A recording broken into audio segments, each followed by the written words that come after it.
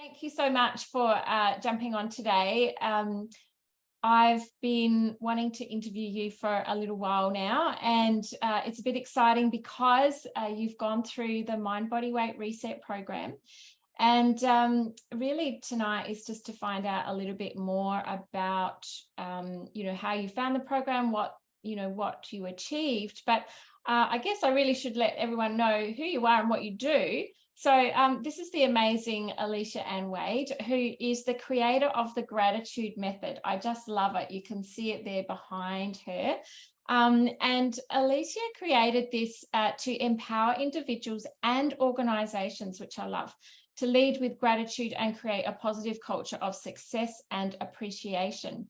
Alicia is a celebrated author and keynote speaker and executive coach, and runs workshops and has an amazing online retail shop, which I only really just discovered not long ago. So, and I'm also very excited to have Alicia on as one of our Healthful preferred partners in the for SA Weight Loss Hypnosis, because I feel that Alicia's product, the gratitude, her whole everything that she sort of does aligns with my sort of philosophy on life, and holding gratitude for you, for life, for everything that happens on an everyday basis, because the guts of it is it creates a physiological change in your body, in your mind, in your body, and it's just so important. So it really aligns with what I do and how I work with my clients. But Alicia, I guess the first question I want to know is, why did you choose to contact me to, get some help with the things that you were challenged by? Okay, so I have been watching your journey since I first met you. There was a bit of a array. You have raving fans out there, and I love to hear raving fans that have had success in the results, which then got me curious, because the last couple of years I have slowly put on weight. So I lost 30 kilos in 2015 and was able to maintain that for a period of 6 to 7 years. And then all of a sudden I had a bit of a breakdown, which then had death in the family. I had stress on myself, and I was working out a lot. I was seeing health coaches. I also was seeing a PT, and I just got to a point where it was like I went back to old unresourceful behaviors. The ones that I had created had completely gone out of the window, and it was like I had forgotten all the things that I did to get my health and fitness in check. And like, one of my top values is health and fitness. Health is your wealth, as I always say. And yeah. I'm a qualified PT as well. And I was just like, why have I come back to this place for? So I just needed someone to reach out to, someone that understands, someone that's been there, someone that has results. And when I saw your stuff, it was a bit of a no-brainer. It was like there were no questions that needed to be asked, because there was already evidence of the success that you had. So making that decision to say yes to myself, and then taking that next step in doing your coaching program, it was just an easy process. So that's why I chose you. Yeah, amazing. Fantastic. And, just looking at the reasons that you did come to see me, that, you mentioned that, you'd been exercising, but not seeing the results. And food had become a struggle, and, it was costing you a lot in terms of happiness, not feeling good in your skin. And there was that emotional aspect to it. Can you tell us a little bit more about the emotional side of how you're being challenged with food? Yes. So the emotional side of it, I think, was the biggest key factor. It was the number one, because if you were to look at all the things I was doing, the doing part was fine. So we came to the realization that I was doing a lot, and a lot of people that do come into my world and know me and know who I am and what I stand for. I am a woman with many hats. I'm a woman who's high energy. I'm one that does a lot of things at a time. And what I realized was, even though I had this busy life, the emotional side, I wasn't happy with what I was seeing in the mirror. And I'm all for self-love. And the fact that the self-love has dissipated, had gone, plus on top of it, there was stories that I thought I had resolved. I've been on a personal development journey for quite some time. We're all on a personal developmental journey, but for myself, I realized that there was still emotions that I was holding on to. Last year, I had the loss of my grandmother, plus the success of my business with multiple awards. Then there was also running for the Australian federal government and the loss of that. And I hadn't given myself enough time to take that time out to actually process the emotions. So I had emotions all bottled up on me. So if you were to ask where it was on my body, it was pretty heavy and it was tight. It was on my chest.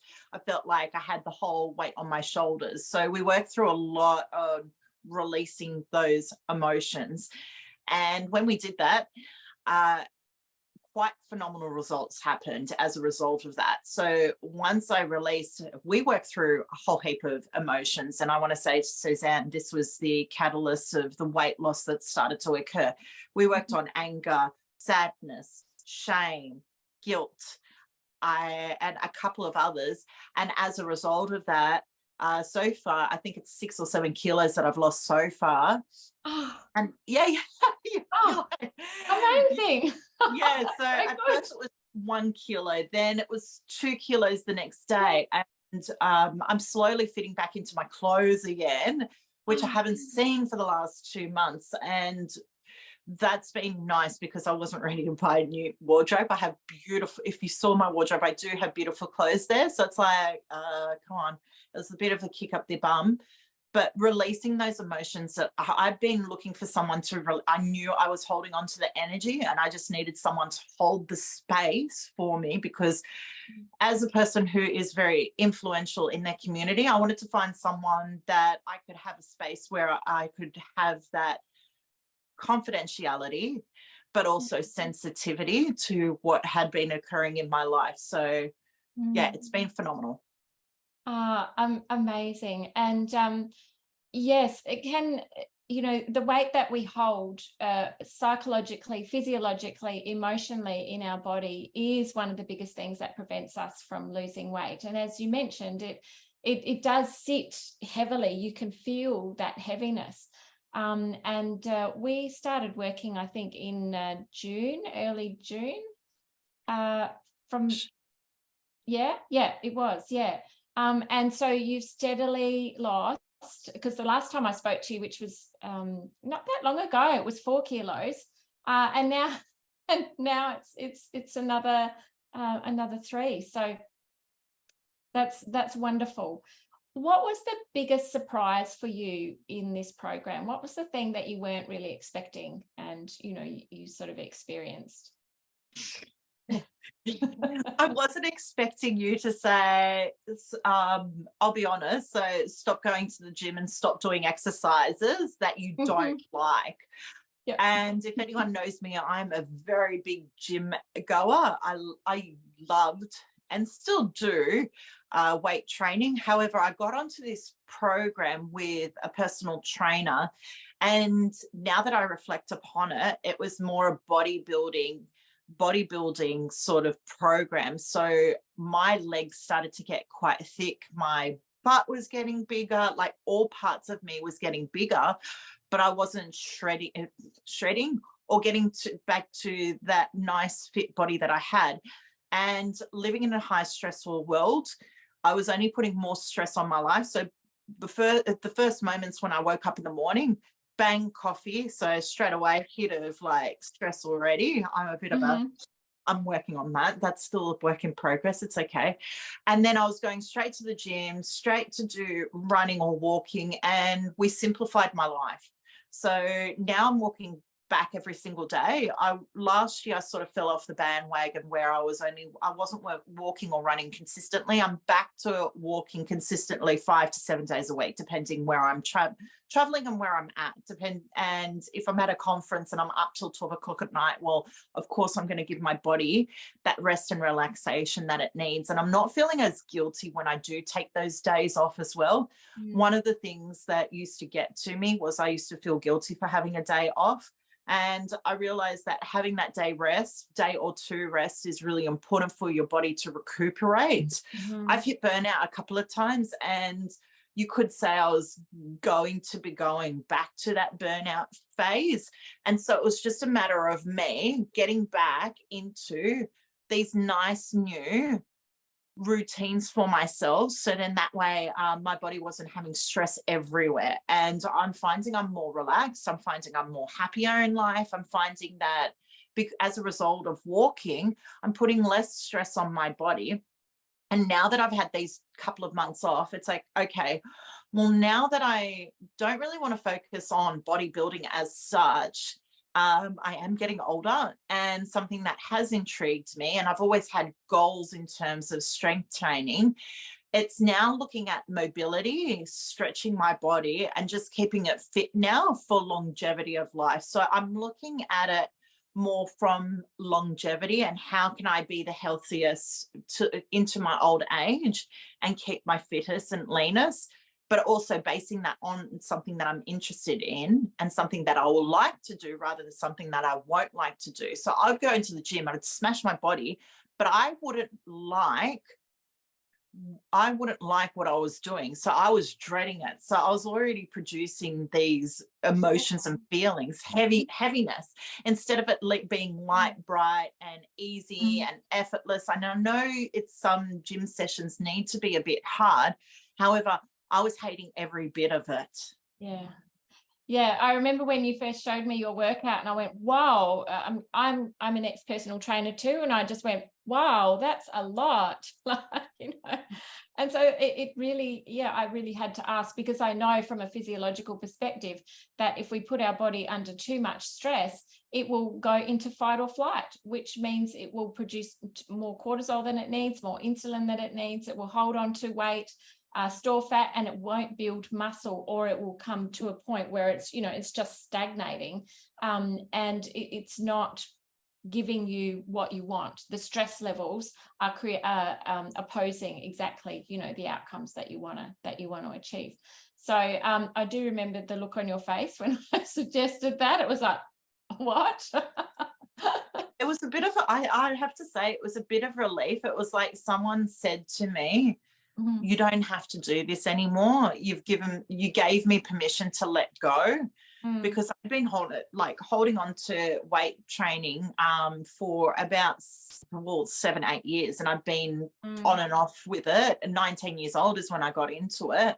And now I'm looking at it so much differently on, well, let's start doing things that I like, things that I'll be grateful and feel very blessed that when I do it, I love the way that my body is moving. Yeah, amazing.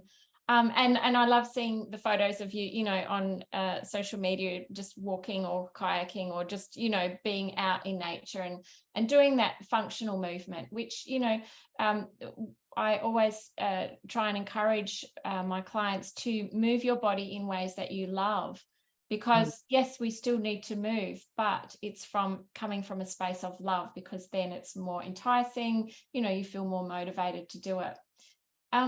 So Alicia, could we have a quick practical or a snapshot of what life was like for you before the program and what life is like afterwards, from a perspective of, eating or living, your day structure or no structure, and how you used to think or talk to yourself as opposed to how you do now?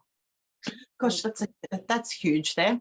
Okay, so from the moment that I wake up, I'm on a bit of a journey as well I'm into coming up to month 8 of my sober journey as well. So I'm eating every single day rather than not eating. If you go out binge drinking, you usually have a great hangover, which means you don't really eat the following day, or you're going for greasy foods. So I'm not going for, now I'm having the flood full of memories.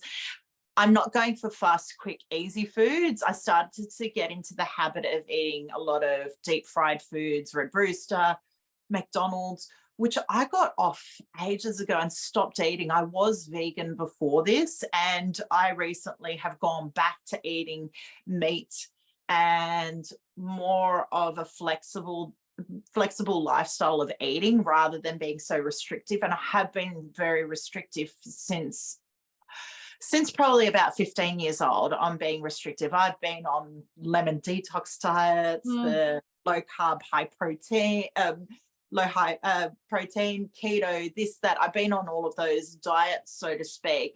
I did when I did become vegan, I said it was a lifestyle. So I did enjoy it because I felt like I was eating all the colors of the rainbow. However, it did end up turning quite dirty. I started to turn to fatty vegan foods that were processed and they didn't have much nutritional value in it. And I started to find that I was becoming lethargic. I started to find out that I was like because of those quick fixes, that also contributed to the weight gain. Now, if you look at my day, I now think about the foods that I consciously think about the foods that I eat. I used to meal prep it before. It was just like that little reminder to my unconscious mind and bringing conscious awareness to myself going, hey, you know what to do. You know what is good foods. You know what's wholesome. You know what is deemed as not so good and good. Why are you doing and why are you punishing your body like this? And so I've been on a bit of a self-love journey. Well, what does eating healthy look like? If you love your body, if you love your body, you will nurture it. And I always say that your body is a temple. And I know you say this as well. I do. And I was just like, well, if I say that I have self-love, then I need to live and breathe this as well. So how can I look in the mirror and being loving and kind to myself? Because the mirror started to become a bit of an enemy, and there has been a bit of an ongoing. It's like a marriage with yourself. It's like, you know, you go through your ups and downs, and it was like, right, I need to work on this to make it better. The reflection in the mirror, it's not going to change. That reflection will be the same, and it's a matter of learning acceptance, self-love, and learning to really appreciate the changes in my body, because turning 40, my body has had huge changes. I've got hips, I've got boobs. When I was working out, I was very masculine looking. I was very defined. So if you were to look at photos in 2016, 2017, I was working 2 times a day. I was running a lot, but the thing was, I was very masculine looking. And now that I look at my body now, I did want to look more feminine, and I've grown my hair longer, and I've got hips, and I've got boobs, and it's learning to accept those changes that my body has had.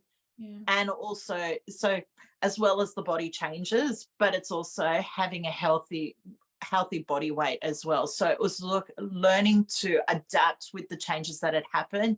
Yes, I went on this self-destructive behavior, but now right up to this point, now I can make the conscious decision on, okay, well, what's the first step that I need to do? What's the next step? So making those decisions on healthier eating choices has been huge, and also slowing down my eating. I still have to remind myself to slow down because I live in a very high-paced life. So I'll eat in between sessions, and it's like I've inhaled the food. I didn't get the chance to savor the food. I didn't get to taste all of it. I'd take 2 bites and it's gone. If I was in an eating competition, I'd probably win them, but we're not going to do that. So I had to learn ways to really appreciate the whole process of mindful eating again. And it was a matter of slowing down, being present, and just taking that time on what conscious choices am I going to make, and what's that going to be when I do intake that food into my body. Yeah, so, you know, slowing down really does speed up weight loss. And but we live in this fast-paced, you know, high life that we forget, and constantly doing things for everyone else, we forget about ourselves. And you know, this is part of the things that we look at in the program, is slowing down and being mindful, being present, staying awake at the plate rather than hoovering it and moving on to the next thing. So Alicia, if someone was sitting on the fence and, you know, looking at the program, What would you say? What would you say to someone if they were sort of thinking, oh, I don't know, I don't know if I want to spend the money, I don't want to know if I want to spend the time. What would you say to them? If money's a factor, then I question, because we all spend money on something to improve ourselves on, whether that be makeup, whether that be the coffee that you drink, whether you go out for lunch. There's always some sort of luxury item that you're purchasing. So I'd question those who are on the fence, because when you're making an investment like this, it's a long-term outcome for you, because you get your health, your vitality back. On top of that, when you go through this, you start to learn those healthy habits. You also then probably, as a result, well, with a result of weight loss, that you then lower your risk of high blood pressure, diabetes. We know all the diseases here. And when you're living unhealthily, well, you're going to create the diseases that are going to eventually happen and catch up to you. So to prevent, this is like a preventative to help reduce those risks of all the diseases that are out there. So nurture your body. If you're worried about the investment, it's worth it when you say yes, and then you're guided and supported through all of the sessions. And through all of the sessions, there's information. There's also beautiful books and meditations as well. And it's a matter of following those processes to really upskill the mind. It's so much more than the actions. It's the mindset that comes with it. And if you created all of these mantras and have a really bad inner critic going inside your mind saying that you're not good enough, that you're fat, or you're this, or, oh my gosh, you should do this to your body, I really ask you, if that's happening, you need to see someone to help you with that mindset, because no one's going to help you to scratch that record unless you get someone to help coach you and do the techniques that's needed to reframe that mindset. You can only coach yourself so far, as I say, because I'm a coach myself. You can only coach yourself so far before you need to get that support. And I always say coaches have coaches. So depending where you're at in your life, this was a point where I knew I had to get my health back on track. If I'm seen as a leader, if I'm seen as an influencer for my community and for the online space as well, people are going to aspire to be influenced by someone who looks after themselves. They're not going to follow someone that is unhealthy. Their life is out of control. And it's not about having your life in control. It's about having it in a sustainable way to enjoy all aspects of it. And it helps with structure. It helps with that whole time management. It's more than just the eating. There's a whole lot of components that are involved with it. Time management, time blocking, you've got all of these habit builders that you need to build in. And then on top of that, if you do the things that you do, the bonus is you lose weight. Yes, that's right. It's a change from the inside out. When we start to focus on the inside out, then the outside will do what it does. And you're then feeling congruent and aligned with how you want to feel, rather than not liking what you see, even though that's what you want, and you're totally out of alignment then. So Alicia, I have just enjoyed every moment working with you. You totally inspire me with all the things that you have got on the go, the incredible success that you have with your business, your life, the incredible ripple effect that you have in your community with the gratitude method and all the other things that you're doing, spreading all this amazing awareness. I felt very proud and honored to be able to help you through this journey. So thank you. And I really thank you for jumping on tonight. So thank you. I've got some tears coming up for me right now. Means heaps, and thank you for taking me on. It's a heartfelt love here. Thank you so much for helping me, especially through somewhere where I was in a bit of a dark space and I was being really mean and unkind to myself. So thank you for bringing kindness. Yes, I am the Dr. Gratitude and am very grateful. However, bringing that kindness back into my life and embedding that not only in my mind and back into my life has been a blessing in disguise. And thank you for facilitating that and bringing that back out of me again. Oh, thank you. Thank you.